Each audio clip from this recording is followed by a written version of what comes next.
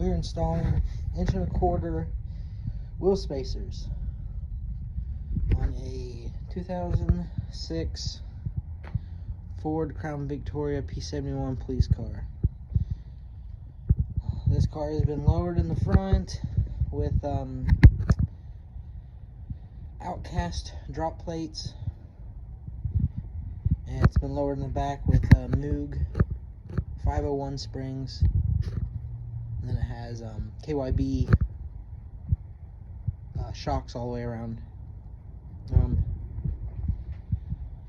Run stock tires, stock wheels. I did have a set of Roush wheels on this. They were 18 by 10.5 rears, 18 by 8.5 fronts, with like some pretty high offset. And with how these plates are, how they're designed, if you're running a high offset wheel, especially a high offset wide wheel, the inner lip of the wheel actually rubs the plate. Let me get these off, and I'll show you what I mean. Alright, this is where we are now.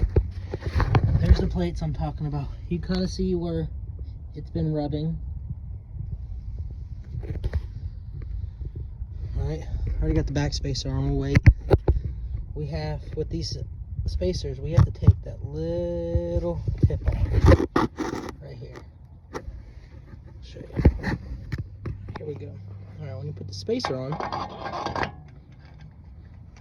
these are hub centric. You can see just a little bit goes by. I'd say if we had 1.5" spacers, this is 1.25", 1.5" spacers, we wouldn't have to do that. But if we did inch, you'd have to get in the threads, which isn't a big deal. You run one of these down, slice it off, kind of buff it around and buzz that off, and it cleans the threads. But let's cut this and let's keep going. Alright, just cut those off. I had a cut disc.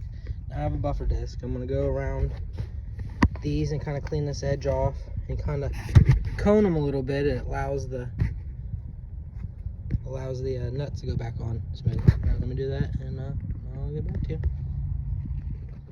Okay, so you're at this point. You got everything?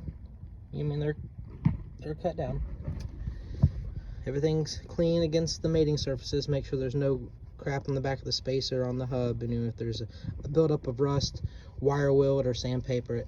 I always like to put a little bit of anti-seize on it just because it's aluminum and steel and just makes things a little easier. But I got red Loctite, so I'm going to put a dab on each one of the threads, each one of the studs. Okay. Get your lug nut. Spin it on a little bit.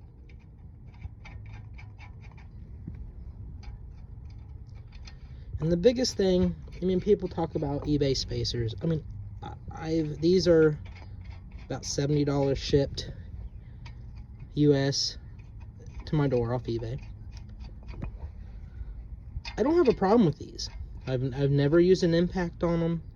I've always went by torque specs. I've always just kind of did them with care, and I've never had a problem. I have some on this truck.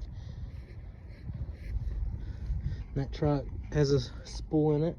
It has 2-inch adapters. It goes from 5x5 to 5x475, so I can run like Camaro wheels and like an older 5-lug truck.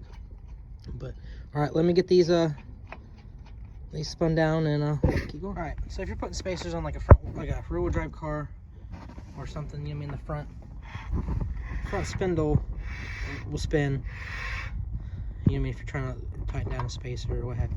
What I like to do is I put a screwdriver in one of the vent holes right there. You know, it's right there. So, all right, get your torque wrench.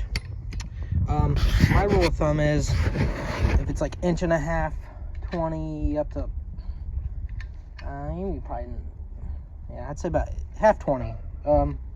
On an adapter, an aluminum adapter, I go about 85, 90.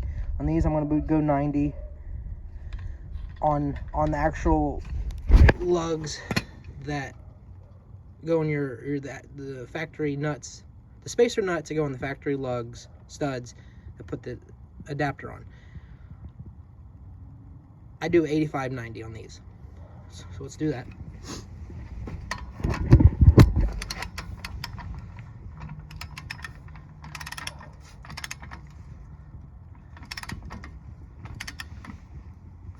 We'll go a little snug, and then we'll go star pattern, snug this one up, and then we'll go back. So let's go 90 foot-pounds. 90. 90.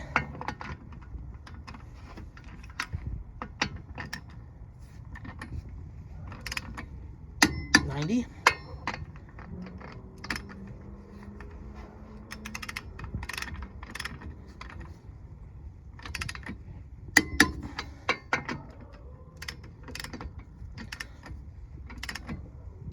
90. All right, I'm gonna go recheck. I'm gonna recheck all these and next step. Okay, now we're at the next step. Putting the wheel back on, putting the factory lugs on the wheel spacer threads. Torque wrench is at 100 foot-pounds on half 20. So let's get this one. We got snug it, and then we'll cross pattern.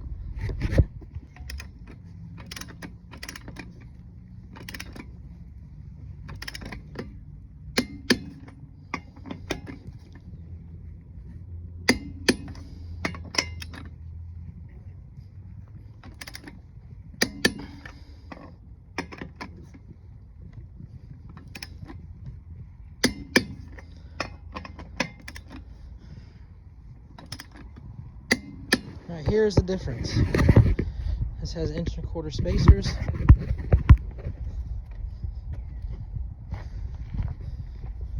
This side is factory. Factory,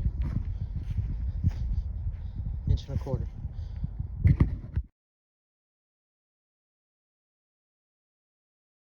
All right, now we're going to move on to the driver's side.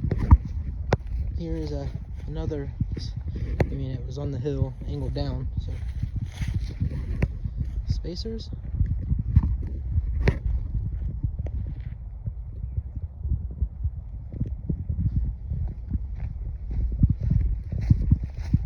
No spacers.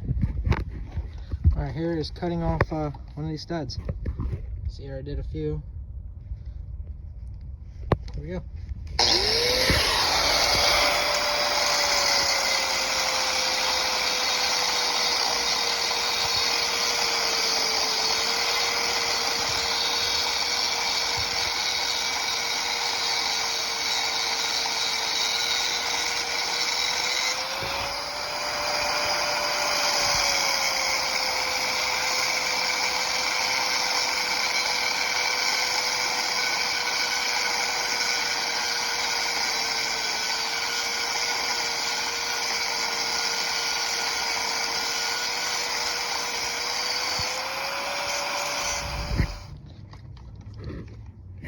Okay, now you have your buffer disc.